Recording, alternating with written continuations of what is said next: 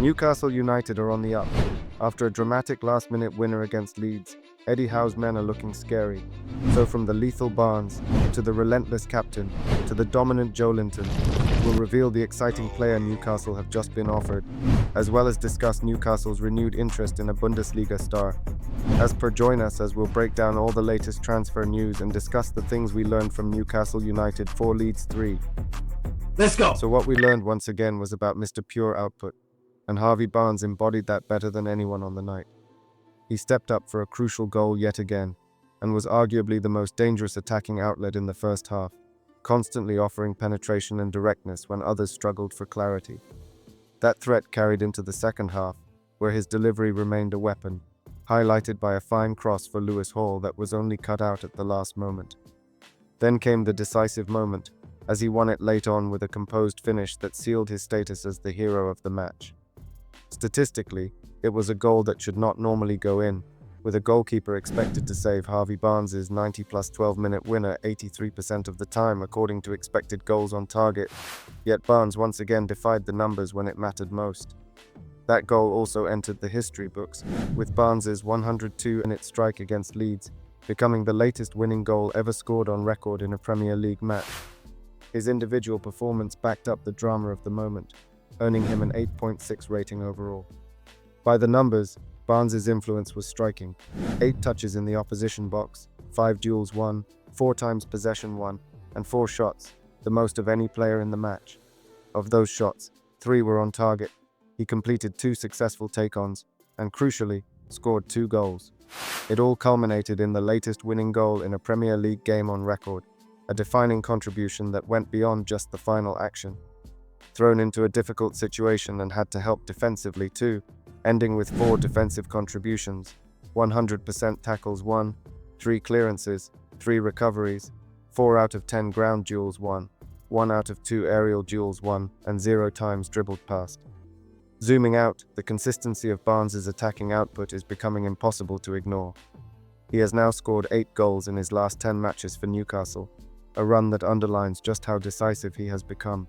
An update only strengthens that narrative, as Barnes now boasts 26 goal contributions in just 33 Premier League starts since joining Newcastle in 2023, made up of 19 goals and 7 assists, averaging nearly 1 contribution per league start. His impact extends beyond the league as well, having already registered 6 goal contributions, 4 goals and 2 assists, in just 6 Cup and Champions League starts this season, a level of output that borders on outrageous. Speaking post-match to Premier League productions, Barnes captured the emotion of the occasion perfectly, describing 100 minutes of madness and praising the character and spirit within the squad. He spoke about the special atmosphere, the indescribable feeling of celebrating moments like that with the fans, and the importance of the result as the team continues to climb the table, even while acknowledging that performances are not yet where they want them to be. That emotional weight deepened further following reports that former player and manager Kevin Keegan will undergo treatment after being diagnosed with cancer and admitted to hospital for further evaluation of ongoing abdominal symptoms. The match felt like a fitting tribute, and Barnes made that sentiment explicit in the interview, calling it sad news and saying the win was for Keegan, sending all the love from the club. There was also a quiet but important contribution from Nick Woltemade, who, despite not being involved at all in the opening 45 minutes, grew into the game. His neat layoff for Barnes showed good awareness, and he came close himself in the second half, only to be denied by a brilliant save during a goal-mouth scramble. And he finished with a 7.1 rating, registering 1 assist from his limited involvement. He took 1 shot, which was on target, recorded a 0.31 expected goals on target value, and had 23 touches. He also created 1 big chance, played 2 key passes, and completed his passes at a 78% accuracy rate. For all the drama and headlines around who should start as the striker, this performance reinforced a broader positive, that Newcastle now have the luxury of 2 strikers in Woltemade and Wissa, who can come off the bench, interchange roles, and still make a meaningful impact on games. Then the second thing we learned was the relentless warrior. Bruno Guimarães simply deserves his flowers. He was not at his very best in the first half, but even during quieter spells his quality still found a way to shape the game. That was perfectly illustrated by the outstanding cross he delivered for Joelinton to score, a moment of precision and awareness that changed the momentum. When the pressure peaked late on, he then stepped forward to take the penalty and converted it positively, showing leadership and composure when it mattered most. Beyond the decisive moments, he was the game's most creative force, creating more chances than anyone else with 4, and finishing with an 8.1 rating. He scored once from a 0.79 expected goals value, added an assist from a 0.36 expected assists figure, and led the way creatively with 5 key passes. His delivery from wide areas was consistent, completing 3 accurate crosses from 6 attempts, while his passing accuracy stood out as he completed 64 of 72 passes at 89%, the second most in the match. That control extended across the pitch, with 42 accurate passes in the opposition half at an 86% success rate, and 22 of 23 completed in his own half at 96%. He also completed 3 accurate long balls from 4 attempts, took 1 shot which was on target, recorded a 0.90 expected goals on target value, and finished the game with 96 touches, again underlining how central he was to everything Newcastle did. Defensively, he still contributed with 4 defensive actions, winning all 3 of his attempted tackles, the second highest tally in the match, making 1 clearance, 2 recoveries, contesting 10 ground duels with 3 won, winning his only aerial duel, and committing no fouls. Those numbers sit within a wider context that highlights just how elite Guimarães' influence has become. He currently leads all Premier League midfielders for passes into the penalty box with 64, ahead of Bruno Fernandes, Enzo Fernandez, Dominic Szoboszlai, and Elliot Anderson. His consistency is also reflected in Fantasy Premier League returns, where only 3 midfielders have surpassed the 100-point mark this season, with Declan Rice, Antoine Semenyo, and Guimarães close behind on 106. Form-wise, he continues to rank among the league's best performers over the last 6 appearances, posting a 7.62 average rating, placing him alongside names like Vitaly Janelt, Ryan Cherki, James Garner, and Nathan Collins. Taken together, these indicators underline the level of his all-round performances that increasingly fuel conversations about individual honors and why he is being spoken about in the same breath as the very best, even to the point where Ballon d'Or shouts no longer sound outrageous. I'm talking about from the history of basketball. It could be from back in the day now. Who is your 12? Who's your starting 5? Damn, a starting 5? The point. Man, that's hard. Oh, man. Magic at 1, just because he's 6'9", he can see everybody, right? Mm-hmm. Now I got to go MJ. Matter of fact, I'm going to put Cole on my 2. Cole going to be my 2. Oh, man. This is where it started to get weird. Wait, hold on, wait. You left it. I got Cole at my 2. He said what he said. I got Cole at my 2. He said what he said. Don't argue with the man. I got Cole at my 2. Let him get it off and then you. Right. I know you're going to say MJ. I'm supposed to do that. Shout to MJ because he the god and we copied him. But I got Cole at my 2. But come on. Joelinton's monster contribution complemented that excellence perfectly. He headed Newcastle back on level terms with a fine finish, once again demonstrating how influential he can be when fully engaged. Joelinton is clearly making a difference again, combining physicality with decisive end product. He earned a 7.4 rating, scoring 1 goal from a 0.25 expected goals value, and while his passing was simpler, it was effective enough, completing 25 of 33 passes at a 76% success rate, with 10 of 15 completed in his own half.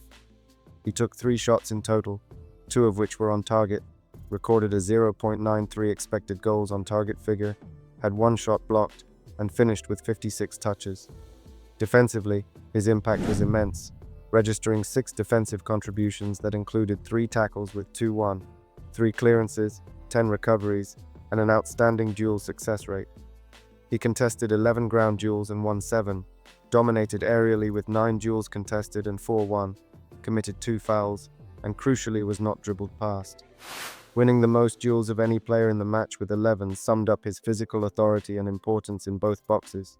Then moving on to the defensive concern, the focus inevitably shifts to Nick Pope.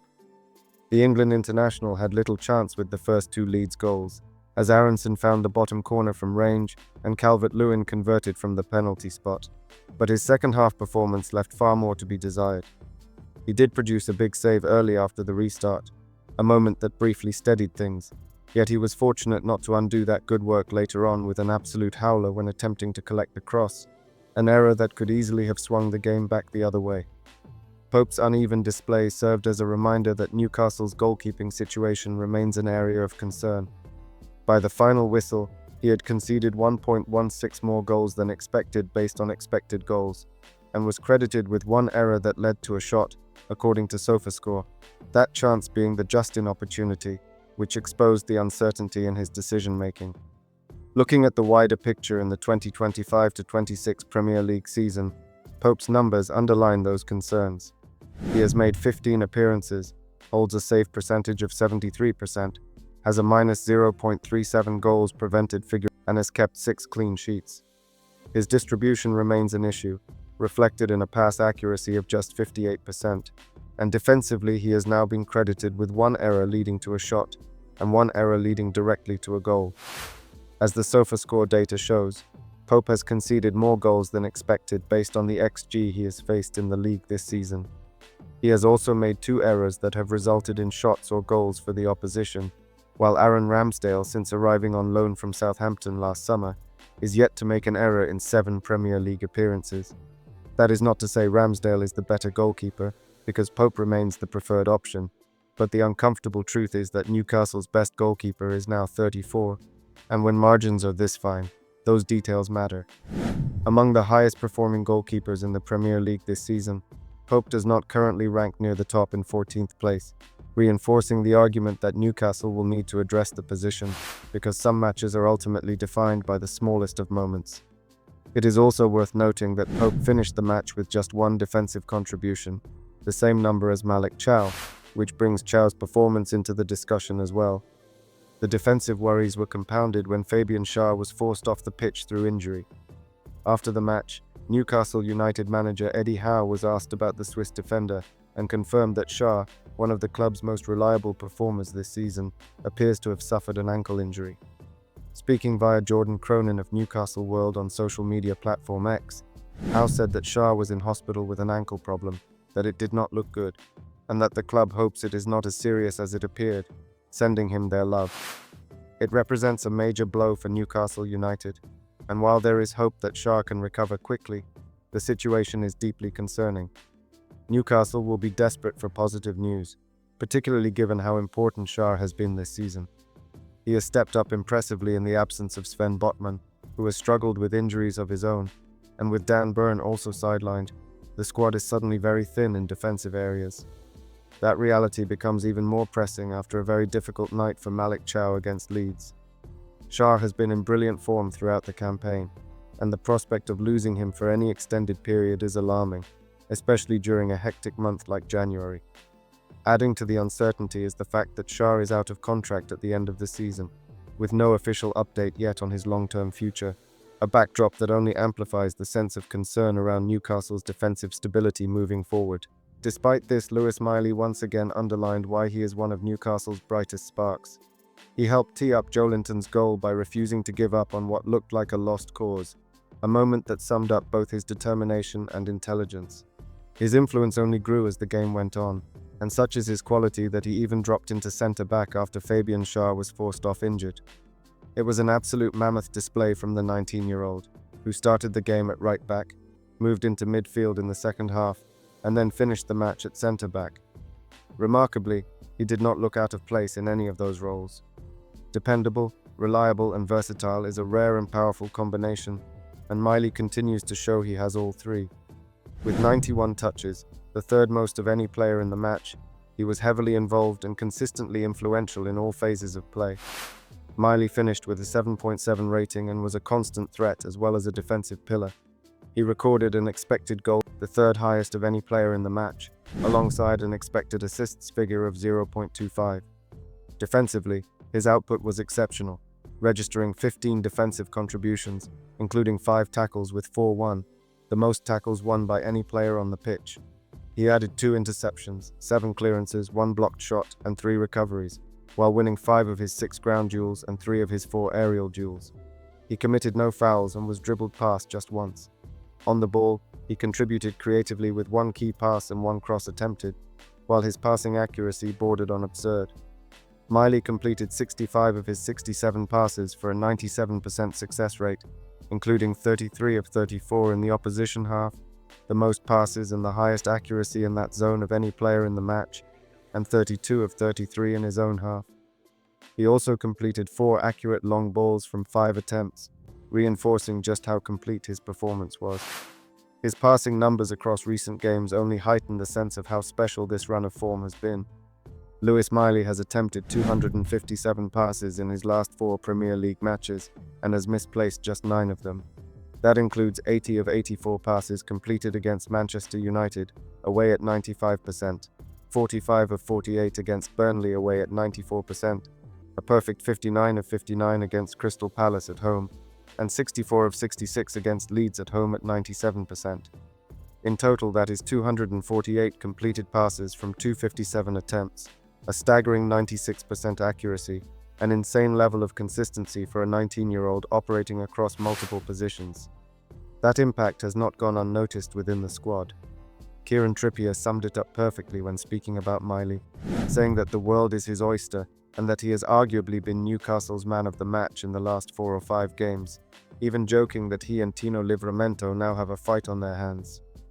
Speaking of Livramento, he was solid when introduced from the bench, providing calm and control late on.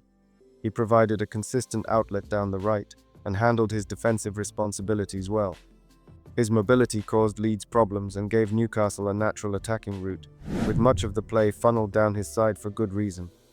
Livramento finished with a 6.7 rating and contributed defensively with 3 defensive actions, including 1 interception, 2 clearances, and 5 recoveries.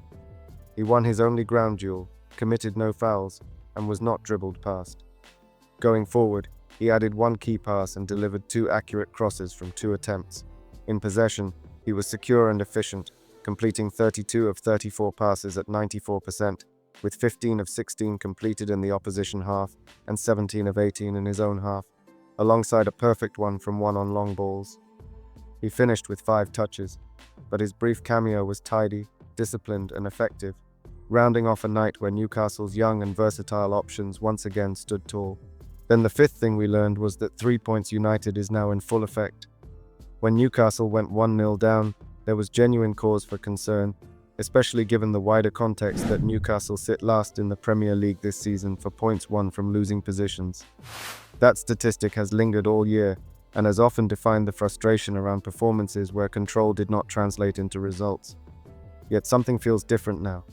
It increasingly looks like Eddie Howe is cooking something with this team, because once again Newcastle found a way to win even from behind. The win over Leeds underlined just how unusual and significant that comeback was. It was only the 6th time ever that a team has taken the lead on 3 separate occasions in a Premier League match, and still gone on to lose. And remarkably, the first time since Leeds themselves suffered the same fate against Tottenham Hotspur in November 2022. That context matters, because it highlights just how mentally demanding the match was, and how many times Newcastle had to reset and respond. Credit has to go to Howe and his players for finding solutions under pressure, and even if it comes with panic-inducing moments, the only thing that truly matters is that the team keeps finding ways to win, even if it takes until the very last second. What this run really shows is a strengthening mentality. Newcastle are now demonstrating an ability to come back within games rather than fold when momentum shifts against them. Across the last 3 matches, they have scored 9 goals, and more importantly collected 9 points, a return that is transforming their league position. At the time of recording, Newcastle sit in 6th place, just 2 points off 4th place Liverpool, a scenario that puts the season back into sharp focus. Performances may still fluctuate, but results are beginning to stack up, and that combination of resilience, drama, and late winners is making this Newcastle side not only effective but genuinely entertaining. You have to admire Eddie Howe even more after Fabrizio Romano revealed that the Newcastle boss has not entertained any other approaches or proposals, choosing instead to remain fully committed to the club's long-term project. Howe moved quickly to shut down fresh links with Manchester United, making it clear that his focus has not wavered, saying, "Nothing has changed from my perspective. I'm 100% here, working as hard as I can." At a time when speculation is rife and elite managers are constantly being linked elsewhere, Howe's unwavering commitment is yet another reminder of why Newcastle supporters should continue to back him so strongly. But with the transfer window now open, there is no room for complacency. One clear sign that the club made a smart move in the market has now emerged through an updated report on global player valuations. A fresh study from the CIS Football Observatory has been released, reassessing the current transfer values of footballers worldwide, and the findings make particularly interesting reading for Newcastle supporters, especially when it comes to Alexander Isak and Nick Woltemade. Newcastle received £130 million when Isak was sold to Liverpool at the end of the previous transfer window. With both Isak and Callum Wilson needing to be replaced, the club responded by bringing in Yoane Wissa from Brentford and investing heavily in Nick Woltemade, paying £65 million to Stuttgart, with a further £4.3 million potentially due in add-ons. The latest CIS report, published in January 2026, evaluates players using a proprietary statistical model that takes into account a wide range of factors, including age, contract length, injury history, recent and long-term performance levels, and overall career trajectory. All figures are listed in euros and reflect estimated current market value as of the 6th of January 2026. At the very top of the global rankings, Barcelona star Lamine Yamal remains the most valuable player in world football, with an estimated value of €343 million, which equates to roughly £297 million. He is followed by Erling Haaland at €255 million. CIS also breaks the data down by league, allowing a closer look at Premier League valuations. And this is where Newcastle's business truly stands out. Nick ranks as the fifth most valuable player in the Premier League, with a current estimated transfer value of €120.5 million, roughly equivalent to £104 million. With 5 full years remaining on his Newcastle contract by the summer of 2026, and his 24th birthday approaching in February, Woltemade's age and contract security play a major role in driving that valuation, alongside his growing influence on the pitch at both club and international level. By contrast, Alexander Isak now ranks only 16th among Premier League players, despite Liverpool having paid a record-breaking fee for him just over 4 months ago. CIS currently values Isak at €95 million, around £82 million, significantly below the price Liverpool paid. On the global list, Woltemade is ranked 15th overall, while Isak sits 29th, further underlining the shift in perceived market value between the two forwards. There is also a notable irony in the numbers. Isak is valued considerably lower than his new Liverpool teammate Hugo Ekitike, who ranks 4th in the Premier League with an estimated value of €124.1 million. In fact, 4 Liverpool players are now valued higher. Taken together, the data strongly suggests Newcastle extracted maximum value from Isak's departure and reinvested wisely. While results on the pitch will ultimately define success, the numbers point to a deal that has already strengthened Newcastle's long-term position and reinforces why the club must remain proactive rather than resting on past achievements as the window progresses. With that said, Newcastle United are known for their persistence in the transfer market, and history shows that a previous rejection rarely ends their interest in a player. The club continued to monitor targets such as Sven Botman, Malick Thiaw and Anthony Elanga long after initial setbacks, eventually securing deals when the timing was right. Because of that, it is no surprise to see familiar names resurface whenever a transfer window opens. According to a report from Africa Foot, Newcastle are once again keeping tabs on Christian Cofain, despite failing to land the forward during the summer. Cofain was on Newcastle's radar last year, but chose to reject a move to Tyneside in favor of a switch to Bundesliga side Bayer Leverkusen. The decision has paid off so far, with the Cameroonian registering 5 goals and 5 assists since arriving in Germany. His strong form has carried over onto the international stage as well, scoring twice in 3 appearances at the Africa Cup of Nations.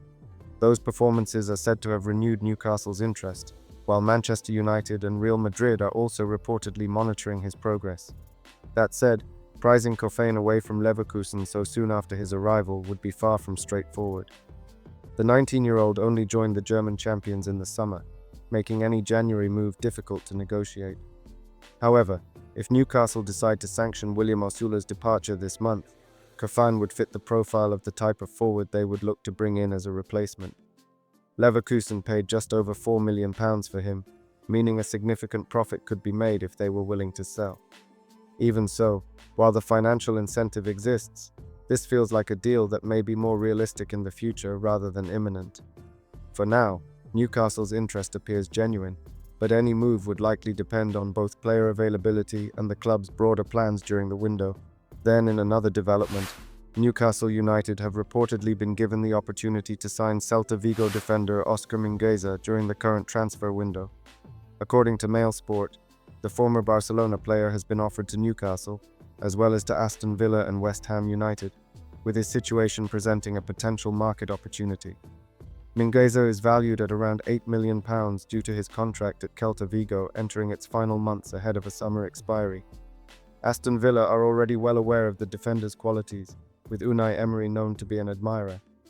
Fabrizio Romano previously revealed that Villa had opened discussions to explore a possible move, although negotiations were not described as advanced.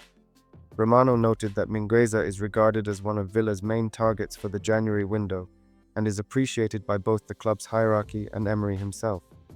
From Newcastle's perspective, Mingueza offers an appealing level of versatility.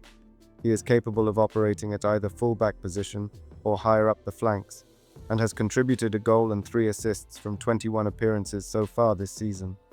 With the Spaniard seemingly ready for a new challenge, he could be available for a relatively modest fee in January, or potentially on a free transfer in the summer. However, waiting carries its own risks, as delaying a move for a player of Mingueza's quality could easily see him snapped up by another club before Newcastle get another chance. However, Mingueza is far from the only name on Newcastle's shortlist. According to Court Offside, Brentford fullback Michael Caode is also on the club's radar, with Newcastle considering a potential move for the Italian defender. This is not a new interest either, as the Magpies previously tracked Caode during his time at Fiorentina. Competition for his signature would be fierce. Manchester City and Tottenham Hotspur are both monitoring the 21-year-old, while Bayern Munich, Juventus and Inter Milan are also keeping a close eye on his progress. Brentford are understood to be demanding a fee in the region of £35 million, and if that valuation is met, the club would be prepared to let him leave. Should Newcastle manage to secure Caode, he would bring immediate Premier League-ready quality to the squad. Physically dominant and already well-versed in England's top flight, he would represent something close to a plug-and-play addition. Under Brentford boss Keith Andrews this season, Caode has thrived, making 21 Premier League appearances at right-back, starting every match and completing the full 90 minutes on 16 occasions. One of the standout aspects of his game is his defensive reliability against elite opposition. Early in the campaign against Aston Villa, he played a key role in shutting down attacking threats such as Morgan Rogers during a 1-0 victory, producing several decisive defensive actions, including an excellent block. That defensive strength is backed up by his underlying numbers from the 2025-26 Premier League season. Caode is averaging 4.9 ground duels won and 4.8 ball recoveries per 90 minutes, highlighting both his aggression and awareness. Over the course of the campaign so far, he has won 26 aerial duels, recorded 98 successful ground duels, made 61 clearances, produced 25 interceptions, and completed 96 ball recoveries, according to Squawka. Taken together, those figures underline why Caode is attracting attention across Europe, and why Newcastle see him as a defender capable of making an immediate impact while still offering long-term upside. But in a huge development, if you would like to know about Newcastle's massive transfer budget, and the deal 100% confirmed to be done by Sky Sports News, click the video link on the screen now.